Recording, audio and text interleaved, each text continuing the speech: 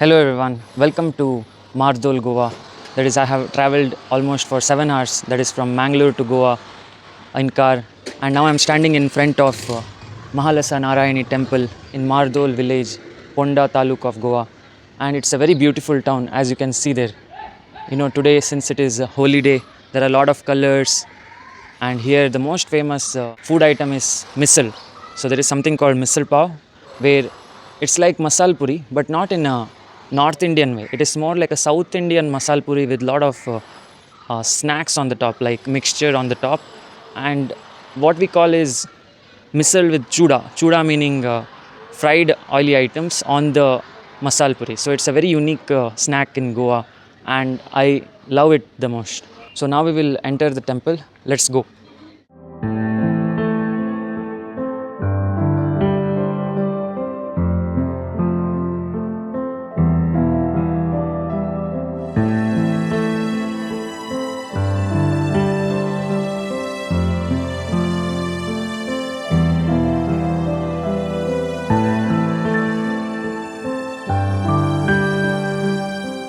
Here is where all the 9 celestial bodies, that is the sun, moon, Jupiter, Saturn, Rahu, Ketu, are worshipped.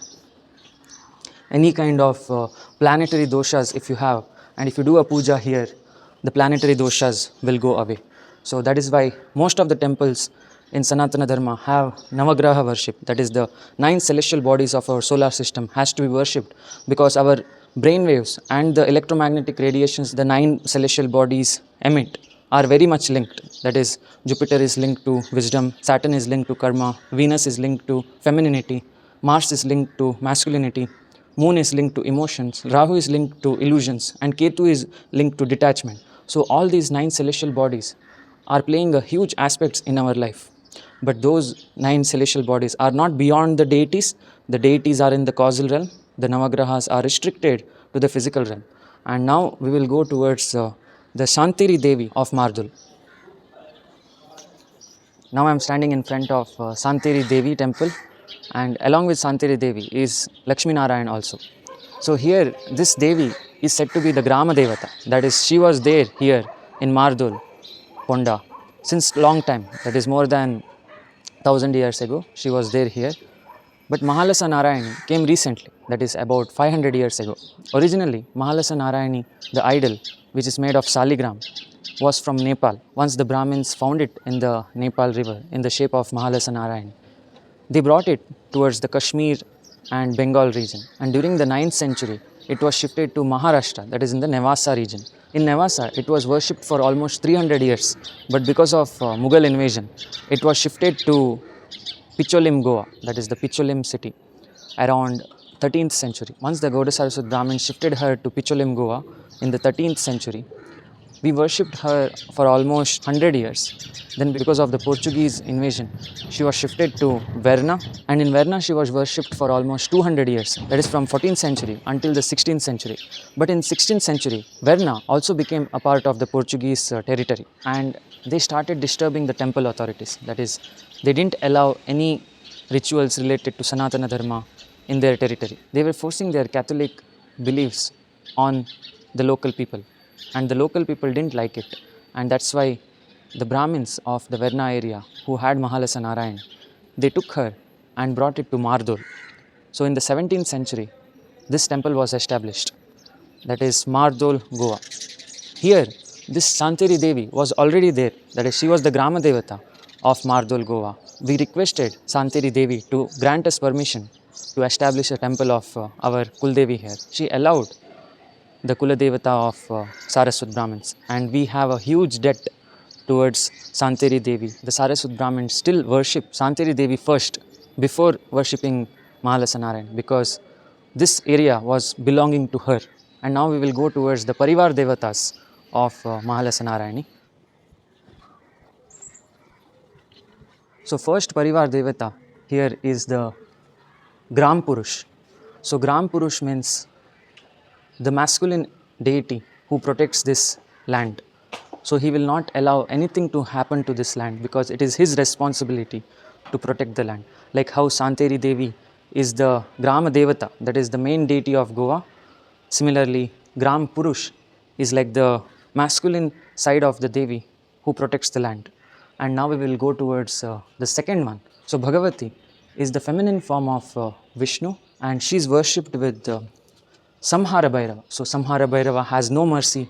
He directly goes to kill the enemies of the Lord. Before we go to the next Parivar Devata, here you can see there is a beautiful pond of Mahalasa Narayani. So here the Utsav Murti is bathed once in a year. And here there is Chatushashti Yogini. So these are the 64 yoginis of Ma Kali. As you know, the tantric rituals require the invocation of 64 yoginis before getting in touch with the actual deity. That is, we can never connect with Kali directly. We have to go through the 64 yogini path.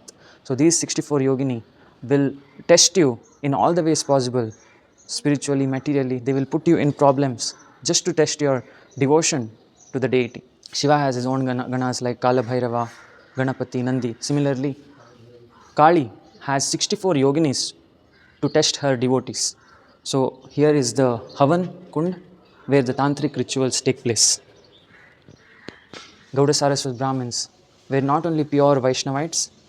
Before the 9th century, that is during the medieval era, in the Nepal region, Kashmir region, they were following the Smarta tradition, that is the worship of all Vedic deities like Vishnu, Shiva, Rudra, Ganapati, Lakshmi, etc. Then after 9th century, after the arrival of Adi Shankaracharya, Gauda Saraswat Brahmins became more leaning towards Advaita Vedanta. Advaita Vedanta is where they give importance to their own self, that is Aham Brahmasmi or Shivoham. So when you give importance to your own self, that is the Atman, you realize that you are the creator of this universe. But after 14th century, when Madhvacharya came into the picture, he changed the philosophy of many Saraswat Brahmins into Dvaita tradition, that is where the Lord and the devotee separate. That is, Lord and the devotee can never be the same. So this is how the Saraswat Brahmins changed their philosophy from Smarta to Advaita and to Dvaita. And that is why Gauda Saraswat Brahmins have all the Devis Devata inside their sect. That is, there is Shiva, Rudra, Vishnu, Ganapati, Saraswati, Lakshmi, and all the Mahavidyas also, as you saw in the 64 Yogini Pita. That is why I feel like my blood, my genes are screaming for the combination of Mahavidyas and the Vaishnava tradition, that is of Krishna, Vishnu, Garuda, including the Bhairava, Rudra form. And now we see there is Kaal Bhairava also as the Parivar Devata. So Kaal Bhairava is the protector of time. He'll remove all the obstacles between you and time, the misfortunes from the charts of the Kundali. And the next is Sri Dadh. So here Dadh is a Parivar Devata which is linked to our ancestors, because many of my ancestors faced lots of atrocities from the Mughal Empire, Portuguese Empire. Portuguese people tortured the women, children. They forced Christian beliefs on the local Hindus. That is, if the local Hindus didn't follow Christianity, there was a pillar called Hath Katro Khamb, where the Portuguese cut off the hands of the Hindus who followed Sanatana Dharma. Christian beliefs were forced on the Hindus either through increasing tax or through brutality, that is by chopping off the body parts. It was a very horrific time during the 15th century. And 15th century is just like 500 to 600 years ago. And these invaders didn't have mercy. Portuguese invaders were the last ones to leave Goa. Even after India got independence in 1947, Portuguese left India around 1961. Even after the whole India got independence, my ancestors didn't get independence for almost 15 years after independence of the whole country. This was the horrific truth of Goa. And the worst part was, when they were leaving Goa, they destroyed all the records of how they tortured Hindus. And now they have a clean slate from the records, but only the local people and the Saraswat Brahmins know how much they tortured our people. So this is the truth of Kali Yuga. Kali Yuga is not a yuga of dharma. This is the yuga where the adharmic people do lot of adharma and they clean off their slate by burning the library. That is around 1961, when the Indian soldiers attacked on the Portuguese Empire. They fled the country, and while going away from the country, they bombed the bridges so that the Indian soldiers can't take hold of them. That is how they left the country, like cowards. Even after being here for almost 4 centuries, that is from the 15th century until the 20th century, this is what they did in the name of trading and business. They were never really traders, they were never really businessmen. They were the ones who forced religion upon others. And the biggest culprit of all this was Vasco da Gama, who on his naval journey, he found this country and he thought of doing business, but then he ended up torturing the people, the localites of this country. And that is why here there is Dadh, that is the ancestral spirit which protects the land, because many of my ancestors are still furious about the foreign invaders. This is the Dadh spirit, which is a Parivar Devata of Mahalasa Narayani. Now we are going towards the Vaade Sateri Devi. So Vaade means big or elder, elder Sateri. So there it was Santeri along with Lakshmi Narayan, and here it is Vaade Sateri, the eldest Sateri, who lives in the ant hill representing Mother Earth. So here you can see there is a small gudi of her, that is the Grama Devata, the eldest and the biggest Sateri, who lives in ant hill. Now it is closed, and also here cameras are not allowed inside the temple, so we are shooting only from the outside. And now we are going towards the other Parivar Devata, which is the most ferocious protector, called Simha Purush. So this Simha Purush is like a Gana of Mahalasa Narayani. So she has 3 Ganas. One is the Grama Purush, then is the Simha Purush, and there is Dadh. All these Parivar Devatas combine and protect this land, this temple, the devotees, and everyone from the foreign invasions. Since it is Kali Yuga, adharma is prevalent, and we have to be more stronger in order to protect our dharma. And now we will go towards the canteen of Mahalasa Narayani. Here in Mahalasa Narayani canteen, they cook sattvic food. So sattvic food like rice, sambar, dal, upkari. Upkari means it's like a cuisine of vegetables, like chopped nicely with lot of masalas. And they give something called mugangashi for breakfast. It's also called padengi in Tulu. So in this mugangashi, there is boiled sprouted green grams with coconut grated. And during the lunch time, there is rice, sambar, dal, upkari. It's like a sattvic canteen, which we will see right now.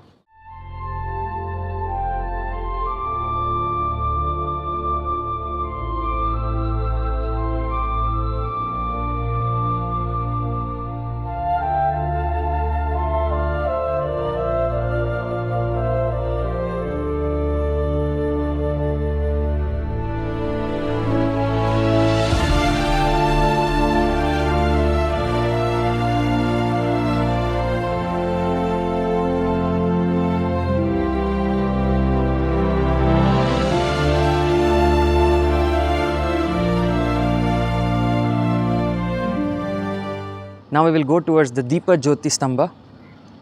So this pillar, this huge white color pillar, is there in almost all Goan temples, like all Kuladevata temples like Mahalasa Narayani, Santeri, Shantadurga, Navadurga, Ramnati, Veling Narasimha have this pillar, huge pillar, where they keep lamps during the festivals. It's called as Deepa Jyothi Stambha.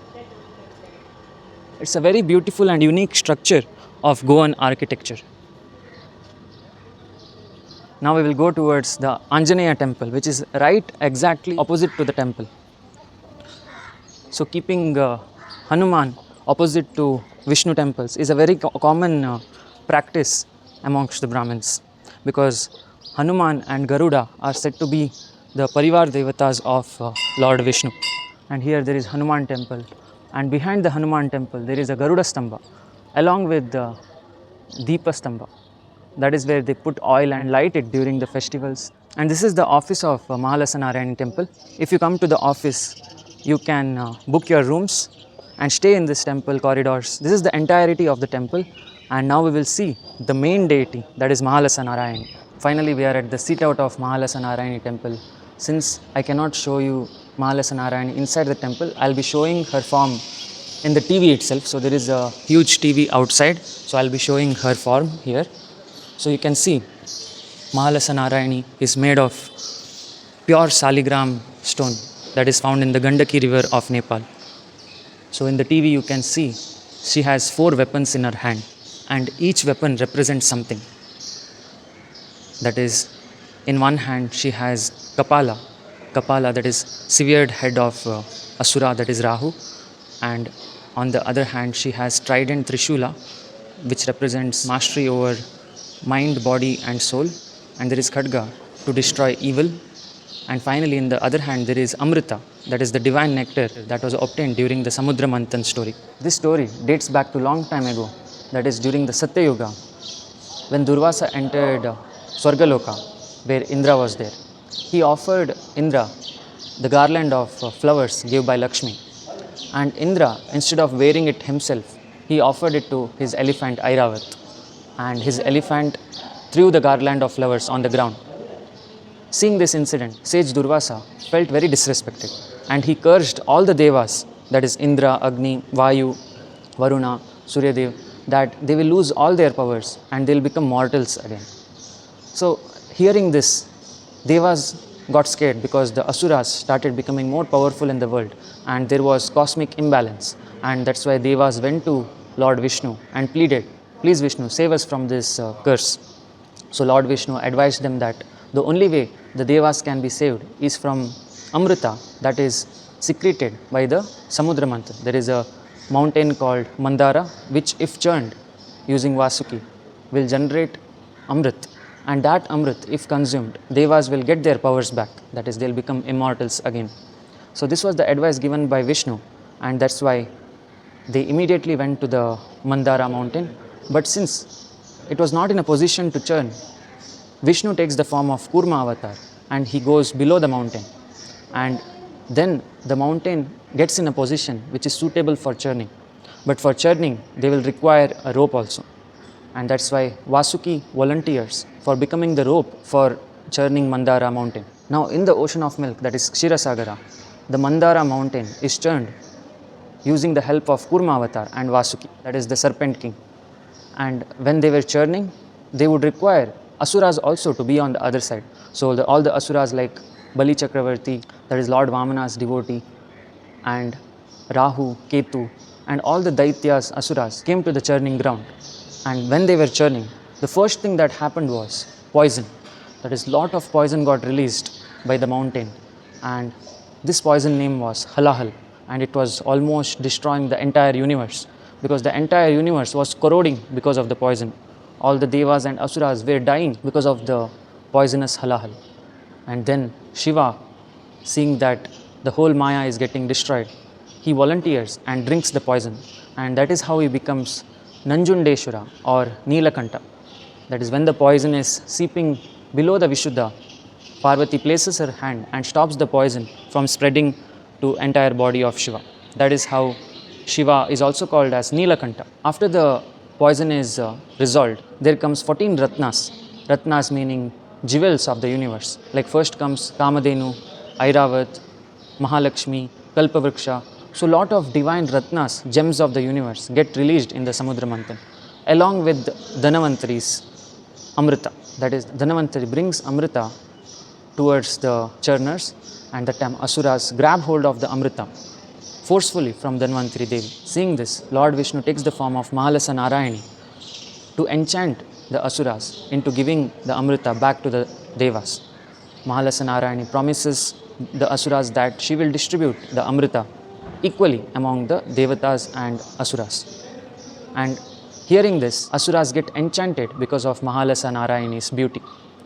And when she distributes, the asura named Rahu, he acts like he is a deva, and he sits between Surya and Chandra, and that is how he gets the Amrit until the waist area. And when the Amrit seeps through his body, Mohini takes her Sudarshana Chakra and she cuts off Rahu's body, and that is how now Rahu and Ketu are still immortal in this world. In this Kali Yuga, Rahu, that is social media and all the mobile devices, are creating illusions, that is AI and everything are creating illusions in this Kali Yuga. That is what Rahu means. And Ketu is nothing but detachment from love. There is no love in this world. So that is how Rahu, Ketu become immortal in this world. And that is why now Rahu and Ketu are a part of the Navagrahas. That is, along with the other devatas, we have to worship the Asuric celestial bodies, that is Rahu and Ketu, because they have also drank the Amrita and they have become immortals. So that is the story of Samudra Manthan. And now our Mahalasa Narayani has been a part of this Gauda Saraswat Brahmin sect, and she has all her four hands, that is Chaturbuja, with Trishula of Durga, and Kapala, that is the head of Rahu, and she has Simha Purusha also as a Gana, and she also has Amrita in one of her hands and Khadga to cut the head of Rahu and all the Asuras in your life. So Mahalasa Narayani is known to protect you from all kinds of Asuras and give you the Amrit, that is the nectar of life. So this Samudra Manthan story signifies nothing but your Kundalini. So when your Kundalini rises, the first thing that happens is the poison in the Vishuddha. That is, you have to deal with so many dualities, that is Asuric, Daivik. You have to go beyond the duality of goodness and evil. You have to reject both good and evil when it comes to realizing the truth. So that is what Adi Shankaracharya did. He engulfed the poison of rejecting both parts of Maya, that is rejecting both good and evil, considering them both as same, is very poisonous for a normal human. But saints like Adi Shankaracharya have done it, that is they have rejected both parts of Maya, good, evil, beautiful, ugly. They have rejected all the dualities and they have gone beyond the poison of the Maya. And then they have got the Amrita that secretes in the Agna Chakra. Once you taste the Amrita of your Agna Chakra, there are various ways to generate this stimulation, that is the pineal gland orgasm, either through sadhana or through yoga or through some kriyas, breathing practices, or through khechari mudra. Devas and Asuras are always trying to pull you in the Vishuddha. You have to go beyond that and you have to reach the Agna Chakra and taste the nectar and become immortal. By immortal, I don't mean your body. You have to realize the immortality of your soul and become the Paramatman. Currently, your Atman is trapped inside the body of Maya. So you have to go beyond this duality and realize that you are Paramatma. That is what Adi Shankaracharya did. And that is what we have to follow in order to get the Amrit. So I hope this video has brought some light to your consciousness. And I also hope you understand the atrocities of what Goa faced. Goa is not a land of party. It is not a land of fun. It is the place where a lot of Hindus suffered by the hands of Portuguese. It is where a lot of adharma took place. And that is why we have to stay strong and unite ourselves and focus on the divinity of Goa rather than the Rahu, that is alcohol. So let us focus more on the temples, reconstructing the destroyed temples that the Portuguese invaded. We have to build the divinity of this land again. So let us unite ourselves and make Goa divine again. So thanks for tuning in and we'll meet in the next video. Jai Mahakal.